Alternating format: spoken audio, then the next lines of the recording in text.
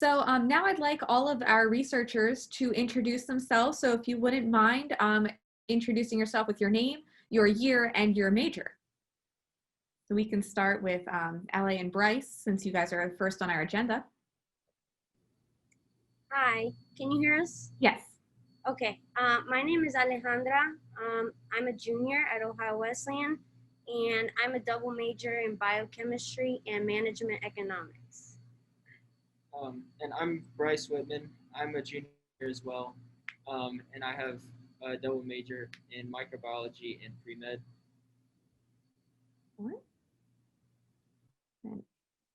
Emma, would you like to go?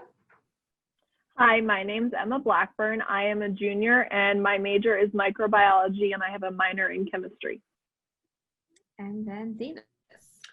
Hi, I'm Davis Graham. I'm a junior. I'm a microbiology and philosophy major with a chemistry minor. Excellent. All right, thank you everyone. So we're going to go ahead and get started. Each researcher will be giving us about 3-minute presentation about what they did over the summer. So I think we'll start with Alejandra and Bryce. Okay, so we did a presentation on ours, like with a PowerPoint. So should we share our screen and do this? Yes. Okay.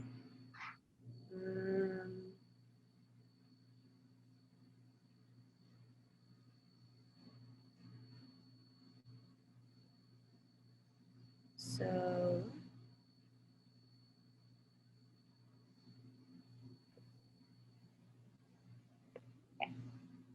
Okay, so our project was on the investigation of dipyrin ligand, the activation of oxygen, and we worked with Dr. Pissner in his OChem lab.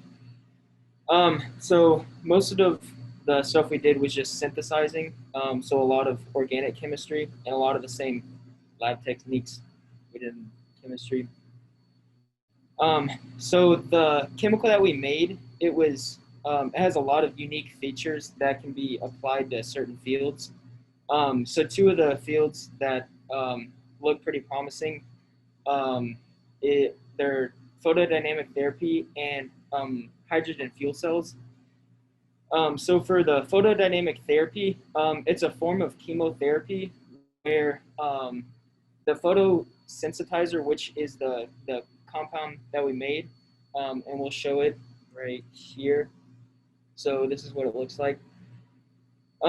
So this gets injected into the skin. So it's usually used to treat like topical tumors or like cancer cells that are near the surface of the skin. So it's either injected or rubbed on with a dye. And so once it is absorbed into the skin, it gets absorbed by the tumor cells. And then once it's absorbed by the tumor cells, there's a UV light that is shined at a particular wavelength. And if you see, it says 600 to 800 nanometers. And so what that does is it excites the compound, and so it oxidizes, and so it releases an O2 molecule, which is toxic to the tumor cell, and so it'll kill the cells. And so it's a good form of chemo because it's not as invasive as a lot of the other treatments, and then it's also you can target it really well because it gets absorbed by the tumor cells and it stays in there longer than it does just normal cells. So it's a really good way to target and kill the cells that you want. But one of the disadvantages is that because it's so potent, it'll stay in the body for very long. So after the treatment is done, it still has that photosynthesizing ability to where if UV light is shined on those molecules, it can release the O2, which is, it can be toxic. So that's just one of the downfalls of it. And then another one of the applications is used for hydrogen fuel cells. So this is just a healthy like or it's like an environmental friendly alternative to as like a source of fuel. So for the emission of the fuel, it only releases water as a byproduct. So it's much more environmentally friendly than a lot of other sources of fuel. It's just that one of the downfalls of it is that it can be expensive to produce. Like if it were to be used in a car, you would also need like a reservoir for hydrogen, which can be dangerous. So it's both of these applications are still in early stages, but they look pretty promising. Okay, so now we're gonna get into the actual like synthetic approach that we took for making dipyrin. And as you saw in the few slides before when we showed you the actual structure of dipyrin, we actually focused on synthesizing the phenyl derivative of it. So if you saw, there was like a phenyl group on top. So basically, this is the general reaction scheme that we used for making it. And we used pretty economical reagents, and we just did some basic workups of our starting material, and then we would extract our crude product and purify it, and then later we would characterize it by, say, NMR to confirm that we had made the right product. And we did that through basically every stage of the synthesis. And yeah, and that's what we did basically the whole summer. And then once we got to the end, we focused on, when we actually confirmed that we had made dipyrin, we focused on making metal complexes from that. So basically it's just metallation reactions where we attach a metal to the ligand, and that's basically the next step in activating oxygen for the application of fuel cells, for example. So these are the ones, as you can see, that we focused on over this summer. It's the aluminum complex, boron, and gold. And we did not have enough time really to do really full in-depth analyses on these compounds, these metal complexes, but they did show very promising results. And I think for future work, for future research students working on this project, this will be the next main focus. And so that's basically our presentation. Thank you for staying tuned. And I'm gonna stop sharing my screen now. Great. Thank you, Alejandra and Bryce. And we'll do questions at the end. So if you have questions about any presentation, please enter them in the chat and then we can go through those. All right, next up we have Emma Blackburn. Hi, my name is Emma Blackburn. I'm a junior at Ohio Wesleyan University, and this summer I worked with Dr. Rudd studying the molecular organization of surfactants at air-aqueous interfaces. So naturally derived aerosols are released into the atmosphere by wind action on lakes and oceans. These lake and sea spray aerosols are coated with a very complex mixture of organic surface active species known as surfactants.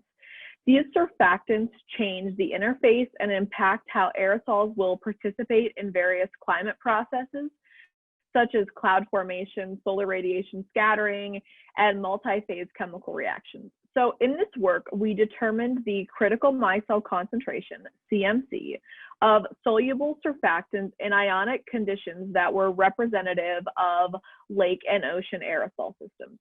So the CMC of surfactants dictates molecular organization and can be quantified by different techniques. So in this project, I used sodium dodecyl sulfate, SCS, as my model soluble surfactant, and sodium chloride to account for the ionic concentrations of lake and seawater. Two techniques, surface tension and conductivity, were used to determine the CMC of the SCS in salt solutions. Surface tension was measured using a tensiometer head of a Langmuir-Blodgett trough, and conductivity, a bulk measurement, was measured with a specialized conductivity probe. These were measured for solutions into which aliquots of surfactant were added to increase SDS concentration. The data points were then analyzed to determine the CMC, which will occur at breaks in the data trends. We conducted these measurements with a series of solutions that had increasing concentrations of sodium chloride. So as the concentration of sodium ions in the subphase increased, the CMC of SDS decreased, meaning that the surface becomes saturated with surfactant at much lower concentrations. This was seen throughout the surface tension data, but at high salt concentrations, it was hard to determine the CMC using conductivity because there was a high concentration of ions in the bulk solution. Using the CMC data obtained here, we hope global climate models may be improved to more accurately account for the impact of organic coated lake and sea spray aerosols. Thank you. All right, great. Thank you so much, Emma. And then last but not least, we have Davis, who will walk us through his work over the summer. So go ahead, Davis.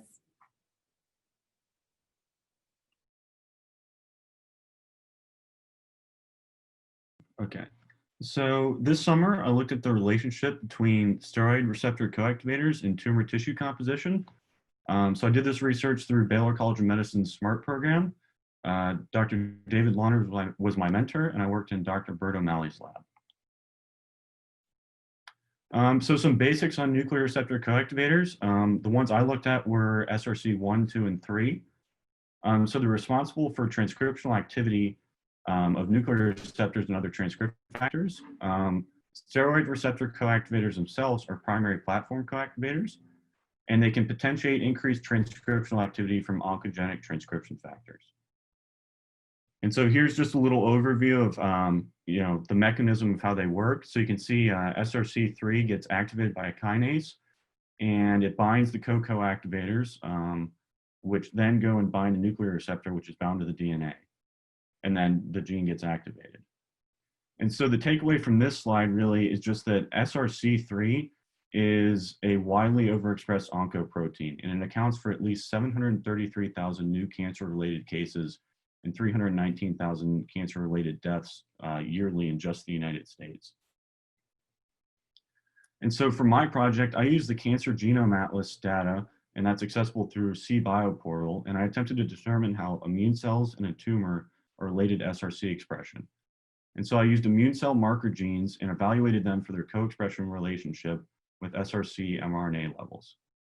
And so in total, 17 different immune cell types were studied, using a total of 29 marker genes. And so as you can see here, no immune cell type showed a strong correlation with SRC expression in breast invasive carcinoma. So none of those correlations were high enough to be significant. However, in prostate cancer, a transitional B cell marker, which is CD93, showed a strong positive correlation with all SRCs that I studied. And then in renal clear cell carcinomas, CD93 showed a strong positive correlation with just SRC1 and 3. But there's a problem. So CD93 is not a perfect cellular marker. It's also highly expressed in endothelial cells in addition to some of those immune cells. And so to determine exactly what type of cell CD93 is being expressed in, I looked at the co-expression of CD93 with new cell type markers of cells that express CD93. And so for this second round of analysis, I used 39 cell type markers. And so this additional analysis helped to eliminate non-immune cell positives or false positive data. And since there was no correlation in the breast cancer, I just moved straight on to the prostate cancer. And here you can see that CD93 is strongly correlated with endothelial cells and activated macrophages, which is interesting. Endothelial cells was kind of expected because there's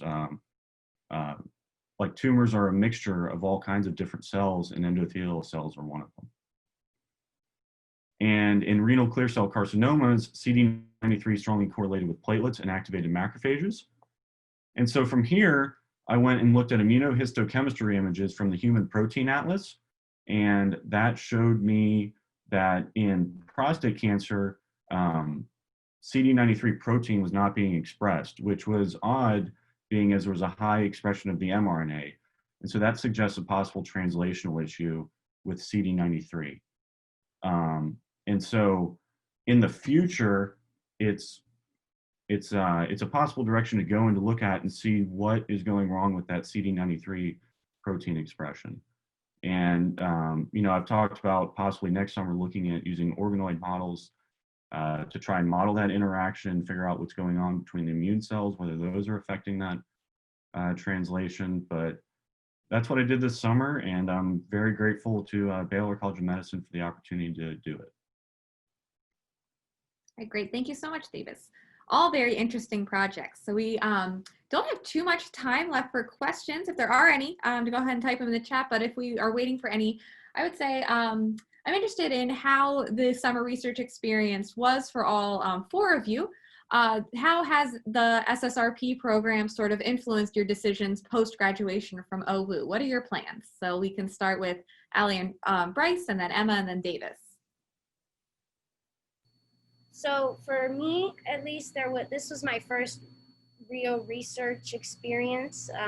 Even though it's a lot different because of the whole situation, it was still super amazing, and I'm really grateful to have had this opportunity. And I definitely think that this experience is just gonna gear me more towards a career in research. So that's good. Yeah, I have like a similar experience. This was my first research opportunity, and it definitely made me appreciate research a lot more. I would like to go into like clinical, more like on the medical side, for like clinical. I think whether it's like becoming a doctor or like a physician's assistant or whatnot, but I'm definitely a lot more interested in doing research in whatever grad school or post, graduation. I'd definitely be more interested in doing research. Excellent. Emma? This was also my first experience researching. I'm very grateful that we were able to do it despite everything going on. This definitely solidified for me wanting to continue doing research, especially with this subject matter, but it also, the opportunity provided me with the tools to understand what really goes into research, all the problem solving, and all the time and effort that really goes into having something that you can present. So I really enjoyed it. Thank you. Great. And Davis? So this was also my first research experience. Just like Emma, it really solidified my my goal of going to grad school and getting a PhD and continuing doing research. I mean, I absolutely loved it, even in the virtual format. So I'm excited to get into a lab here soon and get doing real research. All right. Great. Well, thank you so much, everyone. Looks like we are at our 1:20 time limit. This has been a wonderful symposium, even in this different format. So we're all very appreciative of your hard work this summer and during the beginning of this semester, getting things prepared in all different kinds of alternative formats. So we hope that you have a great semester, and I'd like to thank all of our guests for joining us as well today for our virtual symposium. So thank you all very much. Great job. Very exciting research going on in all different areas of campus.